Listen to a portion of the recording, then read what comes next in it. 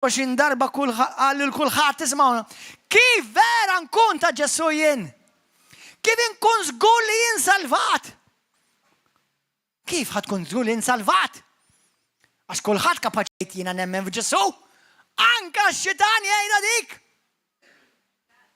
Mhux l-ewwel darba meta nkun qed inkeċċil xi ħadd ngħidlu Who is Lord? ħafna drabi ma jiddejjaq jgħidha d-demonju. Jgħidlek Ġesu. He knows who's Lord. U jibda jitriqet.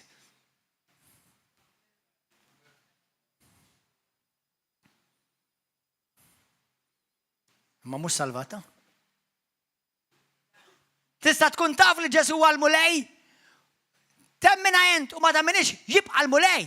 Imma jekk ma tagħmilx personalment, tibqa' mitluf. Tagħmilha personali li huwa l-mulej tiegħek, is-sit tiegħek. Darba qal lil kulħadd jekk xi ħadd irid jiġi warajja. Mhux wara ommi. U wara siti u l-familja u razza radika warajja. Warajja jgħid Ġesu għal min għandu widneħ biex jisma'. Mhux wara liġi jew wara sistema, warajja. River of Love jintaqa' poplu li kollha jimxu warajh, wara Ġesu Kristu ta' Nazaret. Halleluja. Warajh. Halleluja. Min jiġi warajja għandu jiġħad lilu nnifsu. Inċħad lilek innifsek jew għadek qed timxi kif trid int u tgħid li trid int u tagħmel li trid int. Nemmen f'Ġesu, imma xi tfisser nemmen f'Ġesu? Xi tfisser tiġattilkom li l-Bibja tgħidlek li d-demonju jemmen f'Ġesu, jemmen falla. Xi jfisser? Anka l-atejji jemmnu f'Ġesu u jipprovaw jġibuh fix-xejn u kemm ħajjis li tispjaċihom jekk ma jkollhomx il-grazzja li Alla tiġathom u jaċċettaw u jindmu.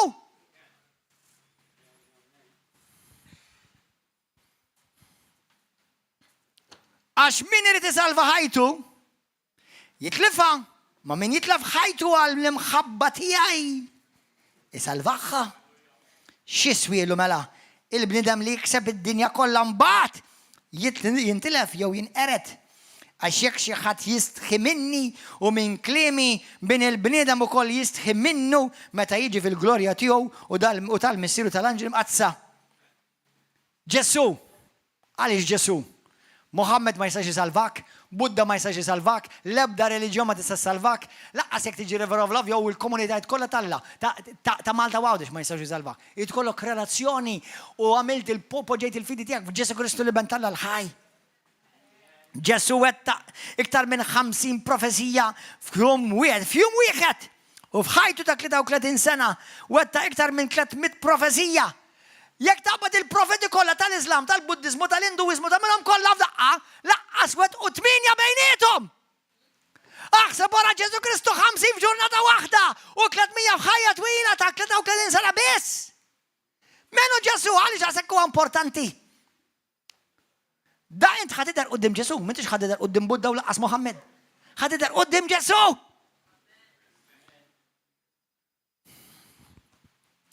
Aziz Musulman, Ġesu jħobbok mitalik.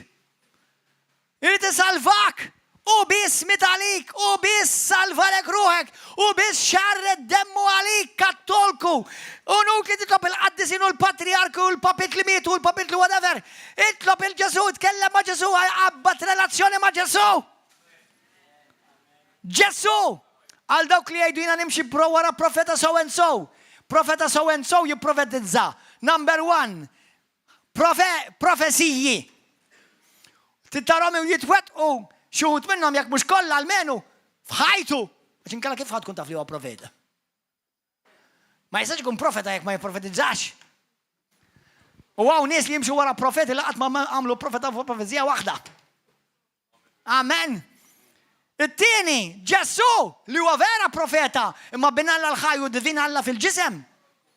Ipprofetizza id-batija, il-mewt u l-qawmin tiegħu stess. Halleluja. Minu Ġesu? Ġesu għadak li l-lum il-ġurnata għadu jfejjaq. Din River of Love hija knisja bħal moħrajn ma' fid-dinja fejn narawhu l-esperjenza u Ġesu Kristu jfejja kull darba li nintaqgħu. Nies ifiqu minn Mart, nies jinħelsu minn xitan bil-qawwa ta' Ġesu. Dawn affarijiet li aħna naħda xhieda ħajja tagħhom għax aħna naqdu Ġesu Kristu ħaj, mhux Ġesu tal-istampi jew tal-film jew tal-karta pesta. Ġesu li jisimek, Ġesu li jħobbok, Ġesu li jixtieq jiġi f'ħajtek u jsalvalek ruħek. Halleluja. Ġesu li les li jiġi jitrasformalek ħajtek u jidaħlek bid-dlam għad-dawl, mill-mewt għal-ħajja, mis-saħta għal-barka, minn kundannat għal-salvat. Halleluja. Jesus. Ġesu biss jista' jbiddilek ħajtek, jisalvak, jaqfillek nubietek. Halleluja. U hu jista' jħollok mill-irbit tad-demonju li hemm fuq ħajtek. Kemm il-darba rajt nies jinħelsu minn mamul jew minn xi saħta. Halleluja. U jekk inti llejla titissalva, tittamel daw it-tliet affarijiet. Number 1, trid temmen f'Ġesu titpoġġi l-fidi tiegħek. Ħanilkom aħwa kif tpoġġi l-fidi tiegħek. Għax faċli kultant tgħid u ħafna minn nies ma jirrealizzawx xi tfisser u kif tidher. Attaraw dan is-siġġu. Kif tpoġġi l-fidi tiegħek? Meta jiena npoġġi l-fidi tiegħi f'Ġesu mhux ngħid iva nemmen tali hemm siġġu. Le, jiena nemmen li dan is-siġġu mhux biex jeżisti imma kapaċi jġorni. Dik tfisser impoġġi l-fidi tiegħu li jiena nafda fih. Li jiena nafda fih biex isalvani, biex jaħfilli dubieti, biex jaħlisni mill-ħakma tad-demonju, biex jaħlisni mill-kundanna tal-infern. Dik tfisser li jiena npoġġi l-fidi tiegħu li nemmen fil-bambin. X'bambin hu? Reliġjon Malta tal-bambin għandna. Mhux fidi tar-re tar-rejiet Sultan ta' Slaten li ġej fis-sema halleluja u ħajjid id-dinja kollha. Grazzi Ġesu. Tittemmen f'Ġesu Kristu tafda fih u tpoġġi l-fidi tiegħek fuqu biex ikollok is-salvazzjoni. Tittemmen li Ġesu Kristu miet fuq is-salib bħalma tgħid l-Iskrittura f'Iżajja kapitlu 53. Ipprovedet żgħat u s-Salmi 2, Salmi 8. Li temmen li Ġesu miet fuq is-salib tas-sew u apostol bħalma rajna fl-Iskrittura f'Romani kapitlu 10, Romani kapitlu 3 u ħal punishment il-kundanna għalik tad-dnub tiegħek. U tittemmen li Ġesu reġa' qam. Romani kapitlu 10 tgħidilna xi tajt l-Iskrittura mela. Il-kelma qiegħda ħdejk f'ommok u f'qalbek. Il-kelma jiġifieri tal-fidi li aħna qegħdin inxandru. Aħna nxandru l-kelma tal-fidi. Jekk xi ħadd jekk inti tistqarb f'ommok. Ġesu hu l-mulej, jiġifieri li hu s-sit ta' ħajtek. Li issa miltu s-sit ta' ħajtek. Meta inti taħdem ma' kumpanija xi ħadd huwa l-boss u inti tobdi l-boss ta' dik il-kumpanija. Meta tersaq lejn Ġesu Kristu, Ġesu jrid isir il-boss ta' ħajtek. Tiddak fisser il-mulej, mhux jiena nemmen f'Ġesu tagħmel li trid dak ma tagħmel tissalvat. Għax ovvjament tgħid li ma bil-fidi biss salvat jekk hu, imma fidi li tu tidher fl-opri. L-opri ma jsalvawx, imma l-opri juru li jint salvat. Amen. Għax jekk tisqarb f'ommok Ġesu l-mulej u temmem b'qalbek li Alla qajmu mill-imwiet, inti salva. Wieħed jemmen f'qalbu, mhux moħħu, f'qalbu. Jiġifieri mhux bil-fors ħadd tifhem kollox mal-ewwel, mbagħad titgħallem, ibda qra l-Bibja u tibda tifhem. U f'qalbek temmen u jkollok il-ġustizzja tiġi ġustifikat u tisqarb xuftejk u jkollok is-salvazzjoni. L-Iskrittura tgħid, kull min jemmen fih ma jintilifx. Ma hemmx għażla bejn Ludi u Grik, Malti u Awċi Amerikan, Kanadiż. U s-sit ta' kulħadd u anima dawk kollha li jsejħulu. Għax kull min isejjaħ li il-mulej, isalva. Isimgħuhom dawn l-aħħar Skritturi. Ġwanni 3:16. Għax Alla hekk ħab lilek li tal-libnu l-waħdini tiegħu għalik biex jekk inti temmen fih ma tintilifx. Iżda jkollok il-ħajja ta' dejjem. Għax Alla ma bagħatx il-libru fid-dinja biex jagħmel ħaq minnek jew jikkundannak, ma biex permess jew inti s-salva. Għax jekk inti temmen fih ma tkunx ikkundannat. Iżda jekk ma temminx fih, inti diġà kkundannat. Għax m'emminx fl-unika l-isem tal-iben il-waħdini tal-Alla. L-ewwel Ġwanni kapitlu 5 vers 11. Ix-xhieda hija din li Alla tagħna l-ħajja ta' dejjem u din il-ħajja tinsab f'ibnu. Min għandu l-iben għandu l-ħajja u min m'għandux l-iben tal-Alla m'għandux il-ħajja. Dan ktibtu lilkom li temnu fl-isem tal-iben tal-Alla biex kunu tafu li jintkom għandkom il-ħajja ta' dejjem. Amen. Għal dak kollha intom smajdu dal-messaġġ. Għaw xi ħadd il-lejla foskom tgħid li pastor illum jien irid nkun ċert li jien salvat, irid nagħti ħajti l-Ġesu Kristu xi ħadd olli jdejk. Għaw xi ħadd tkun ċert li jien salvat olli jdejk. Tixtieq tkun tagħti ħajtek il-Kristu l-lejla. Tgħid il-Ġesu jiġi f'ħajtek olli jdejk. Mingħajr Ġesu Kristu tintilef u tmur dritt l-infern jekk tmut. La tmut għax xi darba ħadd tmut. Kulħadd iqum bil-wifqa. Ejja nitolbu. Għal dawk kollha li intom fuq YouTube, Facebook, smajt dal-messaġġ toħodix for granted għax ma t'għandekx garanzija li ħajkollok ċans tisma' messaġġ ieħor bħal da. Il-lejla huwa ċans. Il-Bibja tgħidlek jekk inti smajt leħnu la twebbis qalbek. Illum huwa l-jum tas-salvazzjoni. Mhux għada s-sena mela ġimgħa d-dieħla. Issa.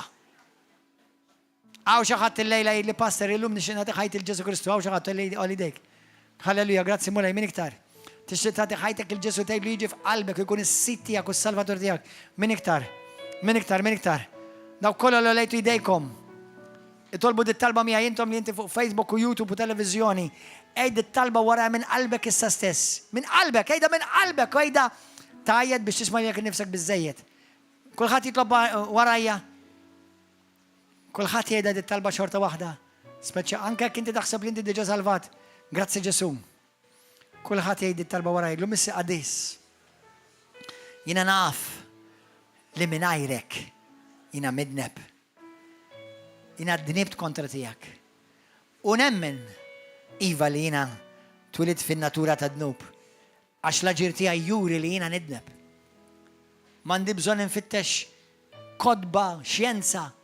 L-aġir tiegħi juri li jiena twilid fin-dnub. U għandi bżonnok mulej. Salvani Ġesu. Ma rridx nintilef. Ma rridx immur fl-infern għall-eternità. Għalhekk inti batti l-ibnek Ġesu biex isalvani. Ġesu, aħfil id-nubieti. Nemmen li inti l-liben tal-ħaj.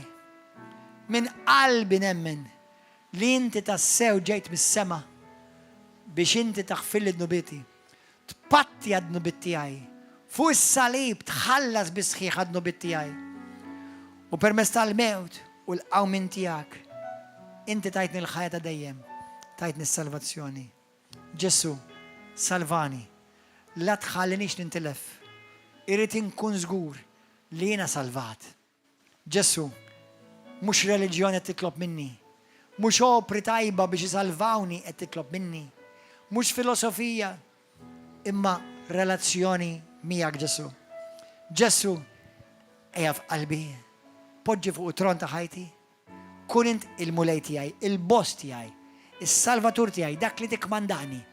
Illum ħanamel għażla. Nisimgħuni sewwa għamilha minn qalbek din l-għażla. Ejd talba minn qalbek, ejdlu mulej, illum jiena ngħid li għalija nnifsi. Ngħid li għall-opri tiegħi. Għalx naħseb jien, x'jidher li jien, ngħid li għal jien niġħad li l-nifsi. Millum il-qoddim nirrealizza li jien ma nista' nagħmel xejn biex insalva. Għandi bżonn lilek biex issalvani mulej. Għalhekk nitlaq ruħi f'idejk. Salvani mulej.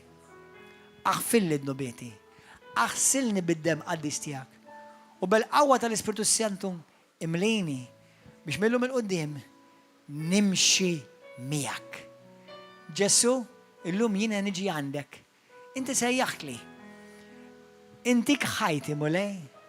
Intik ruħi Ġesu. Nemmen fik mulej. Millum il-qoddim nibda ħajja ġdida. Grazzi tal-li tajtni l-ħajja ta' dejjem. Grazzi li permezz tal-mewt u l-qawmin tiegħek illum jien salvat. Maħfur minn nubiti kollha. U għalhekk millum il-qoddim irid ngħix ħajja ta' ringrazzjament. Għax inta mill dak li għalija jien ma stajtx nagħmel. ħadd ma sajtx insalva lil nifsi. ħadd ma seta' jsalvani.